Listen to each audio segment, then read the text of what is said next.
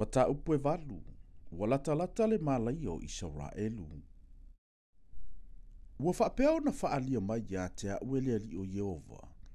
Whaauta mai, o le ato fua o tata. O na whaapea mai le o ia. A Mosai, pesea ea se mea ua e iloa.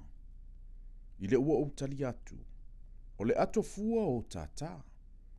O na whaapea mai e le o Yehova ia te au. Ua o mai le i unga i lo unu o Israelu, o te le toi sopo i alava.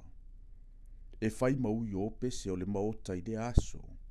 O lo ofetalai mai ai le ali o Yehova. E iai mea uma, tino tangata o tia tele. E la fua ina, ma le whengana vai. I au tau whaalongolongo i le nei mea. O au tau o e whaasawa i e mātitiva.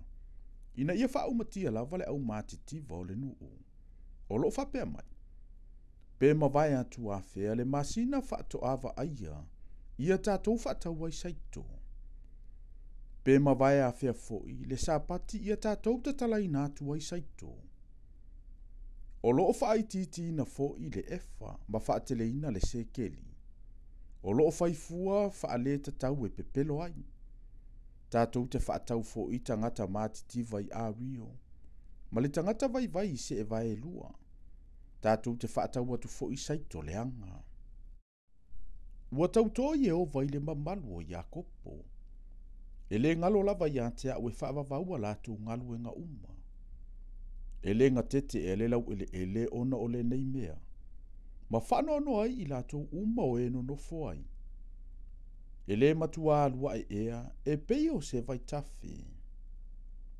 E le la foai na ea ia malofia. E peio le vai tafe o ai kupito. O loo fetalai mai le ali o Yehova. O le aso, o te whaangoto ina ile la i le auli. O te whaapauli uringia fo ile lalolangi i le ao malamalama. O te liu i whaanono anga o tautau sa minga. O te liliu fo i o taupe se uma ia wenga. O te whaalavalava fo isuru ngā titi uma ile i e tala tala. O ulu fo i o tangata uma e sele mamaina ia. O te whaia lea mea ia peo le pese au alo whai. Ono le antali e totasi. O lo nei unga foi.